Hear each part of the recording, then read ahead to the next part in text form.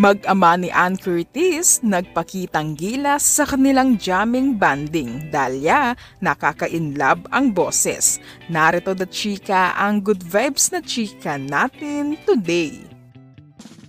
Isang nakakatuwang sandali ang ibinahagi ni Erwan Yusuf sa kanyang Instagram kung saan makikitang banding moment nila ng anak niyang si Dalia Amelie, anak nila ng aktres na si Ann Curtis. Sa naturang video, kinagiliwan ng mga netizens si Dalia habang seryosong kinakanta at sinasabayan ang beat ng Caps ng When I'm Gone na unang sumikat sa pelikulang Pitch Perfect ni Anna Kendrick. Sa video, kapansin-pansin ang natural na ganda ng boses ni Dalia habang inaawit ang kanta, sabay sa rhythmic beat ng plastic cups na ginagamit nilang mag-ama bilang kasamang instrumento.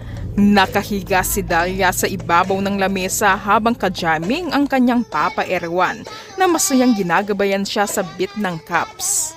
Ang kanilang bonding moment ay may caption na "When I tell my friends I can go out" na tila patama sa mga kaibigan ni Erwan dahil sino nga ba ang makakaalis kung ganito kaganda ang boses ng inyong anak at ganito kasaya yung moments ninyo sa bahay. Hindi ito ang unang pagkakataon na pinabilib ni Dalia ang publiko, pero sa bawat pagpapakita niya ng talento, lalong nahuhulog ang loob ng mga tao sa kanyang charm at galing. Mukhang hindi malabo sa mga darating na taon ay mas makita pa natin si Dalia sa spotlight, handa nang sumunod sa yapak ng kanyang ina na si Ann Curtis.